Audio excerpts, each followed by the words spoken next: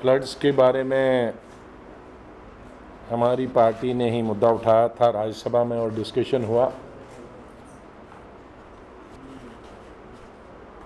लेकिन बहुत सारी चीज़ें मीडिया में नहीं आई।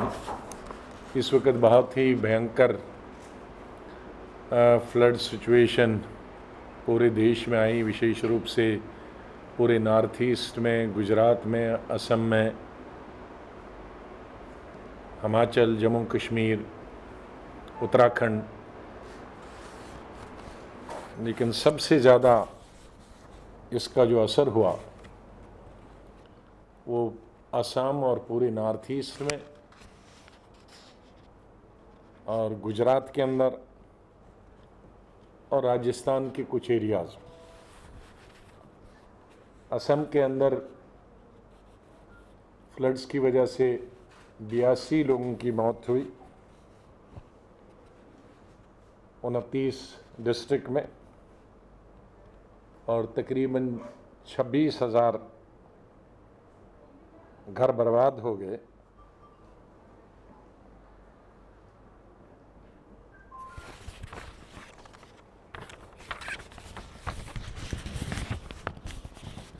अभी तक तकरीबन 2,90,000 के करीब जो अनाज की ज़मीन थी, 2,90,000 हेक्टर के करीब उसका नुकसान हुआ है, और कल्टीवेशन के लिए वो रही नहीं है, ना काबिल कल्टीवेशन है, कल्टीवेशन पे हो नहीं सकती जब तक दोबारा इसको कुछ ठीक नहीं किया जाए। 200 के करीब स्कूल अनफिट हैं स्कूल जाने के लिए, बच्चों के लिए क्लासें कंडक्ट करने के लिए। 1,40,000 लोगों को एक जगह से दूसरी जगह लिया गया है, और बहुत सारी बीमारियां उत्पन्न हुई हैं। डायरिया हुआ है, डिसेंट्री हुई है, स्किन की बहुत सारी डिजीज़ हैं, बुखार है।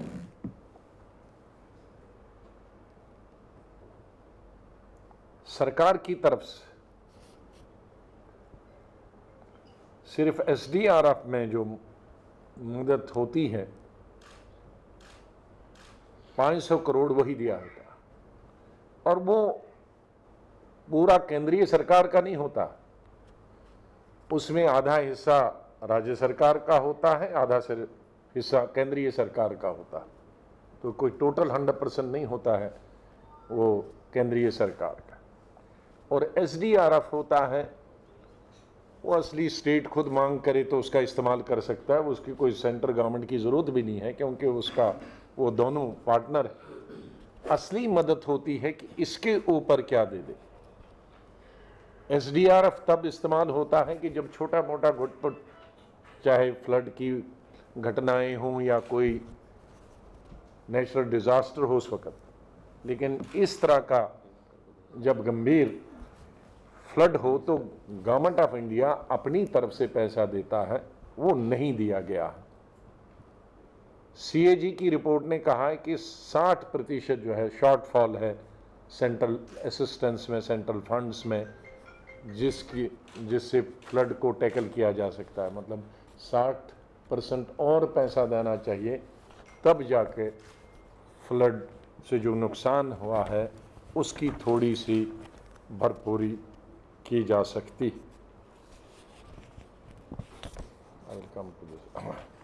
एक चीज़ देखने में आती है कि इतना भयंकर फ्लड असम में और नॉर्थ ईस्ट में आया, पिछले 2 महीने से चल रहा। पहला फेज जो असम में फ्लड था वो 4 जून को था, जिसमें बहुत भारी नुकसान हुआ, और दूसरा जो फेज था वो पहले और दूसरे हफ्ते जुलाई में था। और आज तक कोई कैबिनेट मिनिस्टर नहीं गया, एक स्टेट मिनिस्टर होम का जो नॉर्थ ईस्ट का ही है उसको भेजा गया, प्राइम मिनिस्टर अभी तक नहीं गए। 2012 में जब असम में फ्लड्स हुए थे 25, 26, 27, 28 जून को 2012 को तो मनमोहन सिंह जी 4 दिन बाद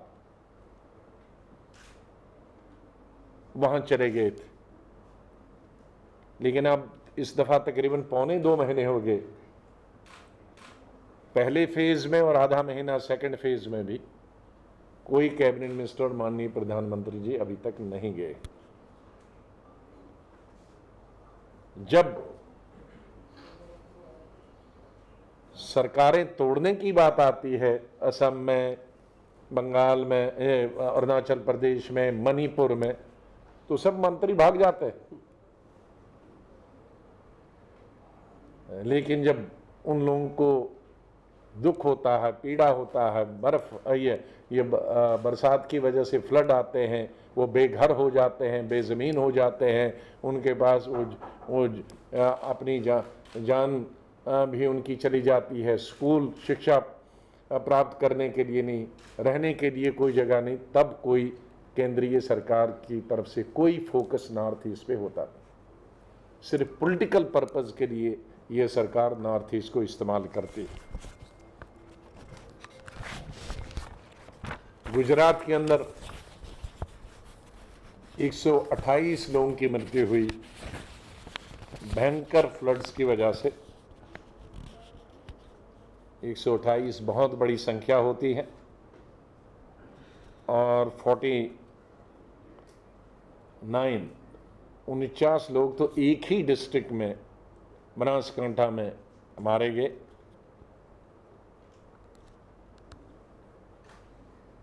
और 2000 गांव में 200 गांव में अभी तक बिजली नहीं पहुंचाई गई है।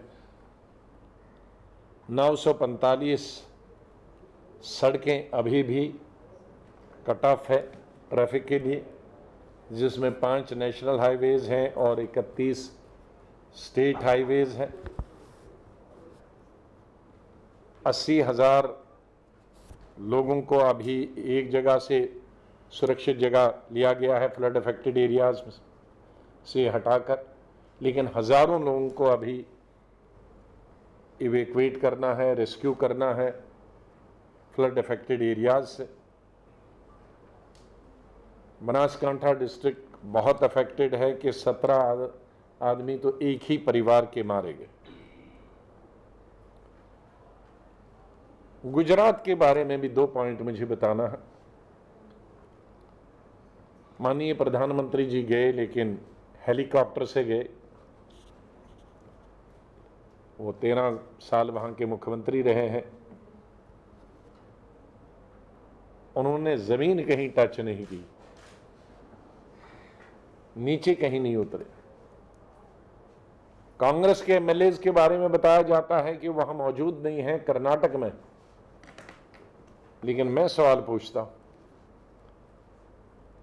कि माननीय मुख्यमंत्री जी तो गुजरात के अंदर ही है, वो 5 दिन तक देखते रहे,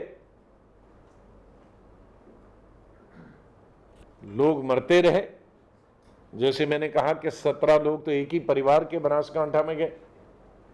तो माननीय मुख्यमंत्री जी इस इतनी तबाही बर्बादी, जहां लोग मारे गए, जमीन बर्बाद हुई, मकान चले गए, स्कूल चले गए, हॉस्पिटल चले गए, हजारों की तादाद में लोगों को फ्लड अफेक्टेड एरिया से सुरक्षित जगह पहुंचाने का काम मुख्यमंत्री जी 5 दिन क्यों नहीं गए? वो तो बेंगलोर में नहीं थे, वो तो दिल्ली में नहीं थे, वो तो अहमदाबाद में थे।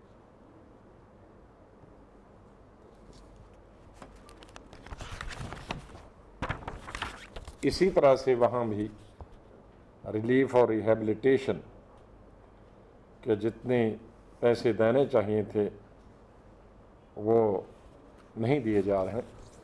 राजस्थान के अंदर 16 लोगों की मौत हुई फ्लड्स की वजह से, अधिकतर जालौर, सिरोही और पाली और बाड़मेर के डिस्ट्रिक्टों में। 12,000 लोगों को वहाँ भी फ्लड अफेक्टेड एरियाज से निकाल कर दूसरी जगह पहुँचाना पड़ा। हिमाचल में 4 लोगों की मौत हुई। वेस्ट बंगाल में 34 लोगों की फ्लड में मौत हुई। 45,000 लोगों को अभी अच्छी जगह ये शेल्टर दी जा रही है। 2000 के करीब कैंप रिलीफ कैंप सेटअप किए गए हैं। असम के अंदर मुझे याद आया कि एक आदमी ने तो एक डिस्ट्रिक्ट में रिलीफ कैंप ने ही सुसाइड कर दिया।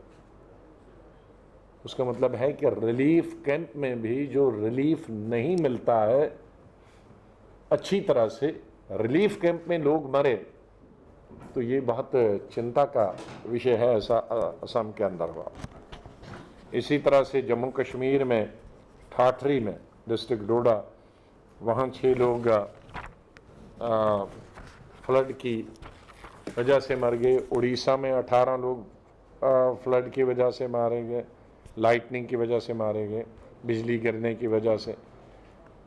और मणिपुर में तकरीबन 3000 फैमिलीज़ और 27,000 लाइव स्टॉक अफेक्टेड है। असम के अंदर जो काजीरंगा नेशनल पार्क है वो 80% अभी पानी में डूबा हुआ है। तकरीबन 350 के करीब जो जानवर हैं वो डूब गए हैं, जिसमें रैनो भी तकरीबन 17 के करीब है। तो एक भयंकर सिचुएशन फ्लड की पूरे देश में है। लेकिन जिस तरह से केंद्रीय सरकार को, केंद्रीय मंत्रियों को, माननीय प्रधानमंत्री जी को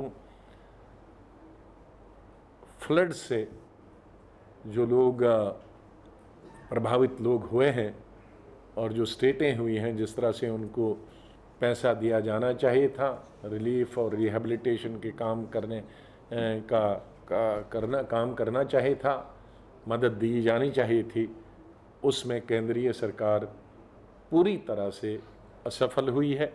कांग्रेस पार्टी की ये मांग है कि तुरंत केंद्रीय सरकार इन राज्य सरकारों को, चाहे वो किसी भी पार्टी की वहाँ सरकार हो, लोगों को सुरक्षित जगह पे पहुँचाए और उन्हें ज़्यादा से ज़्यादा फंड्स रिहेबिलिटेशन के लिए दें।